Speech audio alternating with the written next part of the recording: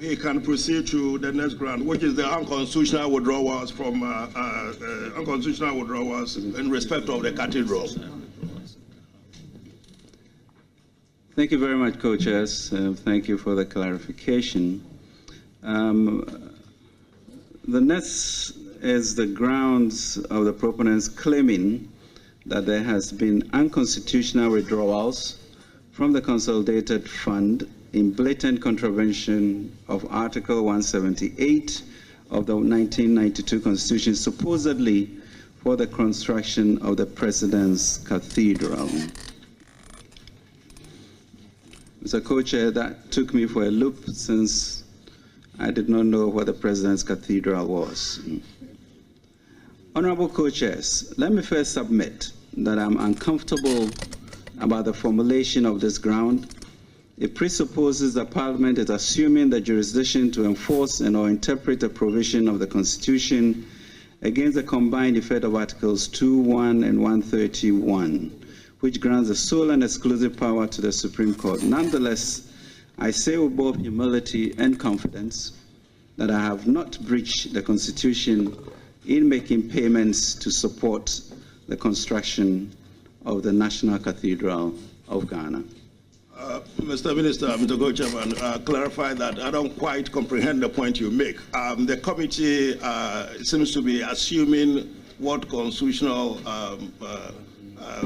assuming constitutional position that you don't believe we're entitled to.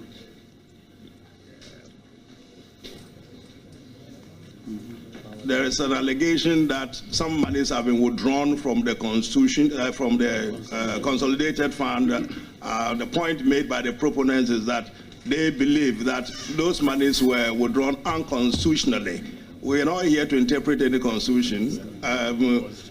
Just simply asking you to respond to that allegation. Whether it is true or not, we have no clue. So if you challenge the constitutionality of it, let's hear your grounds in respect of that. Mr. Co-Chair, let me then proceed to really talk about exactly what you have. You may well do. Honorable Co-Chairs, 3 days ago, when the proponents were here, they alleged I had made payments from the contingency fund to support the National Cathedral. I want to state that this is just not true. Let me be categorical. I have taken no money from the contingency fund to make payments for the National Cathedral. It appears the proponents have confused the contingency fund with the contingency vote. Let me explain. There is a difference between contingency fund and contingency vote. The contingency fund the proponents refer to is what is covered under the Constitution, specifically under Article 177.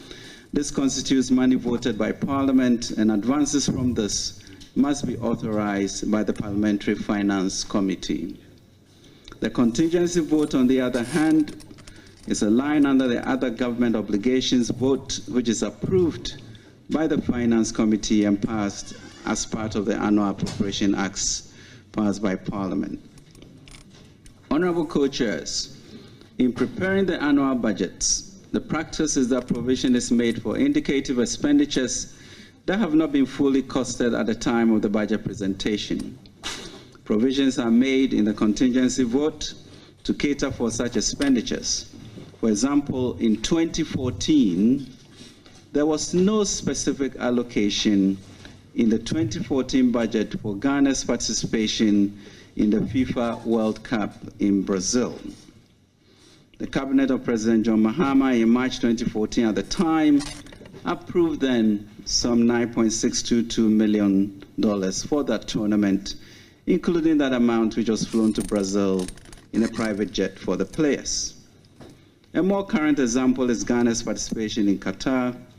The Black Stars qualified for the 2022 FIFA World Cup way after the 2022 budget presented on 16 November 2021 was approved by Parliament.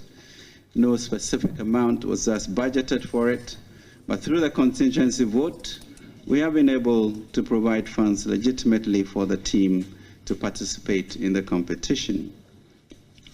Expenditures in respect of the National Cathedral were made from the contingency vote under the other government obligations vote, as has been the practice before my tenure. I have copies of several payments from the contingency vote dating back to 2015 to share. Honorable Co-Chairs, as Finance Minister, I'm fully aware of the approval procedures for use of the contingency fund and have not breached its requirements. The National Cathedral is 100% owned by the state and is not the President's Cathedral as described by the proponents. Indeed, the Attorney General issued an opinion on 6 January 2022 that the National Cathedral is a state-owned company limited by guarantee under the Ghana Museums and Monuments Board.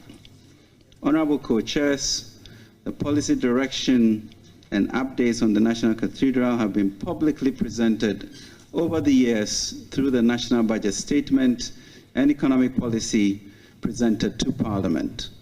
In paragraph 158 of my budget speech on the 2019 Budget Statement Economic Policy, I announced on the floor of Parliament government's vision for the National Cathedral, as well as a commitment to facilitate the construction by providing the land, the Secretariat, and seed money. This subject was part of the policy approval of the budget after the extensive debate.